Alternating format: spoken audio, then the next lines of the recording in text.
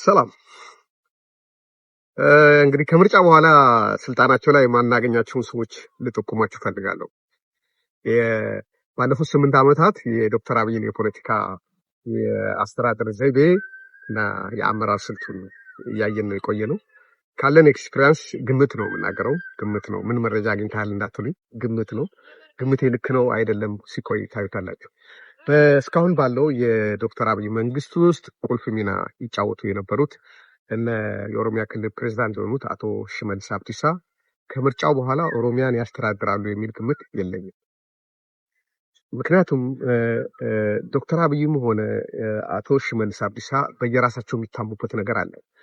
ከጀርባ የሚያደራጇቸው የራሳቸው የሆኑ የማፊያ ግሩፖች አሏቸው። የደህንነት ሰዎች ሁሉ የሚፈሯቸው፣ የፌዴራል መንግስቱ የደህንነት ሰዎች የሚፈሯቸው ሌሎች አደገኛ ኃይሎች በህቡ የተደራጁ አሉ። ዶክተር አብይ የራሱ አለው፣ ሽመልስ አብዲሳ የራሱ አለው። በፊት ምናልባት እየተናበቡ ይሆናል የሚሰሩት፣ ግን ሁለቱም በግራውንድ ራሳቸውን የሚከላከል ኃይል እየገነቡ ነው ያሉት ማለት ነው በራሳቸው። ስለዚህ አቶ ሽመልስም ዝም ብለህ ውረድ ስትለው የሚወርድ ሰው አይሆንም ከዚህ በኋላ። ለምን? በደንብ የተደራጀ ባክግራውንድ አዘጋጅተዋል። አቶ አብይም ስጋቴ ብሎ በተራ ቁጥር 1 የሚፈራው አቶ ሽመልስ አብዲሳ ነው። ስለዚህ አሁን ምንድን ነው የሚሆነው? የኦሮሚያን ፕሬዝዳንት ሌላ ሰው በማድረግ የሽመልስን ሰንሰለት እንደገና መበጣጠስ ይፈልጋል፣ በእድሜ ለመቆየት ከፈለገ በስልጣን ሰው። አቶ ሽመልስ የመነሳት እድሉ ሰፊ ነው። በሁለተኛ ደረጃ አቶ ደመላሽ ገብረ ሚካኤል ከፌዴራል ፖሊስ መነሳቱ አይቀርም። ለምትሉኝ በመጀመሪያ ጊዜ የደህንነት ኃላፊ ነበረ። በኢህአዴግ ጊዜም ፌዴራል ፖሊስ ውስጥና ኦሮሚያ ፖሊስ ውስጥ ከፍተኛ ባለስልጣን ነበር። ስለዚህ ብዙ ነገሮችን ከመንግስት ጋር አብሮ የሰራ ቢሆንም የራሱ የሆነ አደረጃጀት ያለው በጸጥታ ክፍል ውስጥ የራሱን ሴል የዘረጋ እና ቀላል የማይናቅ የሆነ መሰረት የያዘ ሰው ስለሆነ የዶክተር አብይ ለስልጣን ስጋት ከሆኑ ሰዎች ውስጥ አንዱ ነው።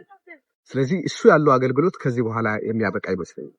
ወይ በአምባሳደርነት ሌላ ሀገር ሄዳ በኢንተርፖል ኃላፊ እናደርጓለን ብሎ ሲሞክሩ ነበር። ይሄ የሚሆን አይመስለኝም። ምክንያቱም ከኢትዮጵያ ጋር በተያያዘ ብዙ ዓለም አቀፍ ወንጀሎች እየተመረመሩ ነው በኢንተርፖል ደረጃ። ስለዚህ ይሄንን የሚሆን አይመስለኝም። ግን ከቦታው ላይ የመነሳቱ ሀቅ ጥርጣሬ የሌለበት ነገር። በሶስተኛ ደረጃ ሊነሳ የሚችለው ጀነራል ኢታማዦር ሹሙ ፊልድ ማርሻል ብርሃኑ ጁላ ነው። ብርሃኑ ጁላ በሌላ የኦሮሚያ ተወላጅ ይተካል ብዬ ነው ማምነው። ምክንያቱም በዛች ቦታ ላይ ያን ያህል አንድ ሰው የማቆየት ፍላጎት ዶክተር አብይ የለው። እነዚህ 3 ለውጦች የማይቀሩ ለውጦች ናቸው። የኦሮሞ ተወላጅ የሆኑ የመንግስት ከፍተኛ ሹመኞች ውስጥ እነዚህ የማይቀሩ ናቸው። ምናልባት ወይዘሮ አዳነች አቤቤ የኦሮሚያ ክልል ፕሬዝዳንት ወይም የምትሆንበት ሁኔታ ሊፈጠር ይችል ይሆናል። በሷ ወይም በሷ ቦታ ደግሞ ሌላ ሰው የሚመጣበት ሁኔታ ሊፈጠር ይችላል። በተረፈ ዶክተር አብይ በማንም ላይ እምነት ያለው ሰው አይደለም። ሰው የሚያምን ቢሆን ኖሮ አቶ ለማ መገርሳን ያምን ነበር። ለ2 ዓመት በጊዜያዊነት የተሰጠው ጨፌ ኦሮሚያ ወክሎ የላከውን ስልጣን እኮ ነው አቶ ለማ በማያውቅበት ሁኔታ ከስልጣን ላይ አባሩት። ድንገተኛ ስብሰባ ጠርቶ ከፓርቲው ስራ አስፈጻሚዎች ቀርቶ ከፓርቲው ተነስተሃል ተብሎ ያለ ምክንያት ካነሱት ካንሳፈፉት በኋላ መከላከያ ሚኒስቴር ብሎ አርቆ አስቀምጦት ሁሉንም ሴታፕ አድርጎ ጨርሶ ከጫወታ ውጪ እንዳደረገው ሁሉ እና አቶ ገዱን እና ሌሎችም እንዴት አድርጎ ከጫወታ ውጪ እንዳወጣቸው ካየንበት ተሞክሮ ስንነሳ ዶክተር አብይ አሁንም በቅርብ ያሉትን ሰዎች ድግስ እየደገሰላቸው እንደሆነ መገንዘብ ይቻላል። የሚታመን ሰው አይደለም።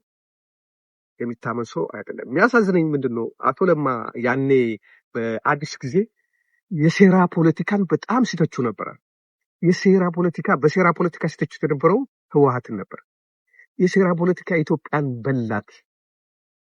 የሴራ ፖለቲካ የመኢሶን፣ የኢሃፓን፣ የደርግን የሴራ ፖለቲካ ሲተቹ ነበር። ግን ከጎናቸው ዶክተር አብይና እሳቸው ጎን ለጎን ነበር ቁጭ ብሎ ስብሰባ የሚመሩትን። ከጎናቸው የነበረው ሰውዬ ምን ያህል የሴራ ረቂቅ እንደሆነ ግን በዛን ጊዜ የተገነዘቡት አይመስለኝም። እንዴት አድርጎ ነው ከጫወታ ያወጣቸው? እንዴት አይነት አጨዋወት ነው የተጫወተው? እና ዶክተር አብይ ወደ ስልጣን ከመምጣቱ በፊት ለማ ነበሩ የሚታወቁት። ስለዚህ የዛን ጊዜ ገጽታ በመገንባት ላይ ስለ ዶክተር አብይ አንድ ሊነበብ የማይችል መጽሐፍ የጻፈ ሰው አለ፣ ሰውየው የሚል እሱን መጽሐፍ በመጽሐፍ እሱ መጽሐፍ በጣም ለማንበብ ሞክሬ ከ10 ገጽ በላይ መሄድ አልቻልኩም። ሰውየው በአማርኛ ነው፣ ቃላቶቹ ግን ምንም የሆነ የሚስብ አትራክት የሚያደርግ ነገር አላገኘሁትም። ጋዜጣ እንኳን ዜና ብለህ ታነበዋለህ። ያ ሰውዬ የሰላም ሚኒስቴር አደረገው ዶክተር አብይ የፕሬስ ምናምን አደረገው። ከዛ በኋላ የሰላም ሚኒስቴር አደረገው።